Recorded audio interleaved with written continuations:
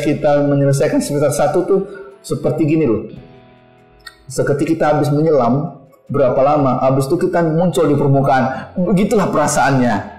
Seperti lepas dari beban yang sangat besar, ya. Sebenarnya bebannya itu adalah karena kita lah tumpuan utama dari para senior. Kita harus menyediakan semua kebutuhan senior. Salah satunya adalah contoh, senior mau baca, kita yang menyiapkan semuanya. Senior mau apa, kita yang menyediakan. Itu salah satu beban. Jadi kalau teman-teman sejawat bilang di fakultas universitas yang lain berbeda, itu silakan komen ya di YouTube saya ini. Karena itu yang kami alami di USU ini. Tetapi memang itu mengasihkan. Tapi memang harus ada aturan-aturan yang tepat nantinya untuk para adik-adik saya yang akan melakukan ataupun mengikuti pendidikan spesialis maupun pendidikan dokter. Oke, kita cerita ke semester 2. Semester 2, walaupun di semester 1 kita sudah banyak juga melakukan kewajiban administrasi, contohnya baca jurnal, laporan kasus, kemudian juga melakukan kegiatan wajib di rumah sakit, itu juga dilakukan di semester 2. Cuman bedanya bebannya lebih banyak di administrasi. Contohnya biasanya kita misalnya laporan jurnal reading itu di semester 1 itu hanya 2 misalnya. Di semester 2 itu jadi 4 ataupun 6 ya. Terus kemudian laporan kasusnya misalnya biasanya 2, ini jadi 8, 10. Itu harus dilaksanakan dalam waktu 6 bulan berjalan. Kalau nggak kita nggak bisa selesai ya, nggak bisa tertunda semua program pendidikan kita. Nah, di semester 2 ini kita lebih nyaman. Kita tinggal perintah aja, karena perintah dari senior paling atas akan sampai ke semester 2. Ya, jadi semester 2 akan menyampaikan tugas itu ke semester 1. Ini yang kamu kerjakan ya, ini yang kamu kerjakan. Jadi tidak begitu berat lagi, walaupun tetap berat ya, kita tetap masih di bawah. Nah, semester 2 biasanya saya mendapatkan pertama sekali tindakan namanya tindakan paripurna biasanya. Contoh melahirkan normal dulu ya, nggak tahu saya kasusnya sekarang, normal, kemudian mulai dari melahirkan bayinya, melahirkan ari-arinya, sampai menjahit daripada luka jahitan tersebut ya. Juga kemudian bagaimana vakum segala macam, bagaimana forceps juga dipelajari. Tapi memang itu semua dilalami di semester 2.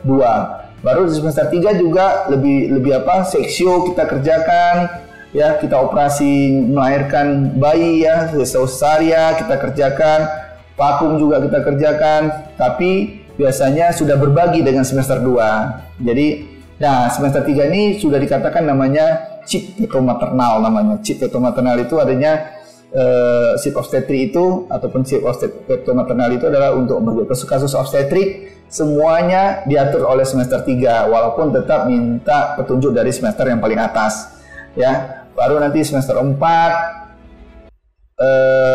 juga kita akan belajar ginekologi selama 2 semester. Kemudian yang terakhir baru onkologi. Jadi sebenarnya semuanya itu berbeda-beda tanggung jawab yang dialami. Semester 1-nya sangat berat itu ya di pekerjaan aja, sedangkan yang lain-lainnya tidak begitu berat. Baru kedua agak berat di administrasi, 3 sangat berat, sampai kemudian kita akan masuk ke onkologi adalah semester yang paling atas, di mana itu kita mempelajari tentang kanker-kanker walaupun hanya dasar ya. Kita kemudian habis itu kita akan menyusun skripsi namanya, tesis. Tesis juga membaca juga ada beberapa tugas. Setelah kita menyelesaikan skripsi, barulah kita diizinkan untuk ujian nasional namanya. Kalau kami di obstetrik ginekologi berbeda dengan pendidikan dokter spesialis yang lain, kami itu disatukan di satu event.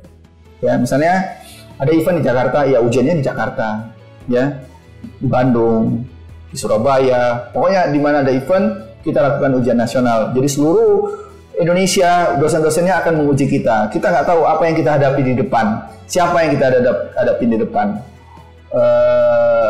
Waktu dulu saya masih ingat penguji saya itu adalah mantan Menteri Kesehatan Farid Amuluk.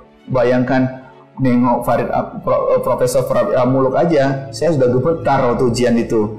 Apalagi membaca soalnya gitu kan, hampir blank. Tapi saya bilang, kalau ini nggak lulus, saya akan ngulang. Kalau nggak lulus ini, saya harus bersedia untuk apapun yang terjadi, saya laksanakan. Dan alhamdulillah, saya menyelesaikan tepat waktu. Di bulan 3 2006 saya menyelesaikan pendidikan saya sebagai spesialis, sehingga saya diberi titel sebagai spesialis obstetrik ginekologi secara sah. Bagi adik-adik yang masuk pendidikan spesialis saat ini, saya sih ngasih tip, ikutin aja. Apa yang terjadi, terjadilah. Jangan pernah menyerah. Dimaki sekalipun, kamu tidak boleh menyerah. Saya punya satu kasus kalau senior saya ya, senior saya itu udah mau menyerah sampai dulu. Saya nggak usah sebut sekarang soalnya ada di tempat Medan ini juga sih. Ada seorang dokter sampai mau keluar dari dokter spesialis tersebut. Van, aku nggak kuat lagi, aku nggak punya uang lagi. Sampai akhirnya kami bilang, saya memanggil senior itu bos ya.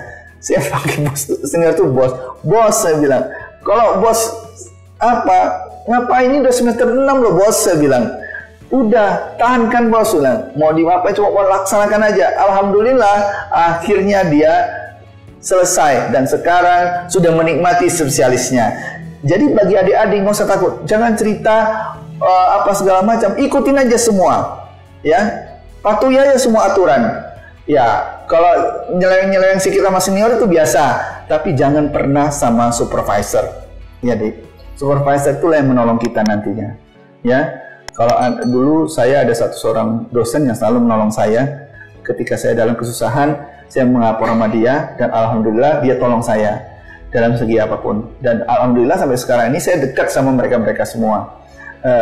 Saya tetap menghormati mereka, baik itu sebagai senior maupun sebagai mantan guru saya gitu. Jadi itu ya juga saya camkan, harus hormat pada supervisor. Sahabat Milvan, mungkin setelah kita tamat dokter ataupun dokter spesialis, kita harus menentukan kemana kita perginya. Apakah kita bekerja di rumah sakit? Apakah kita bekerja sebagai private praktek ataupun klinik? Atau kita mengajar? Ya, tetap di channel saya. Kita akan cerita lebih lanjut di cerita Dr. Milvan Hadi berikutnya. Terima kasih.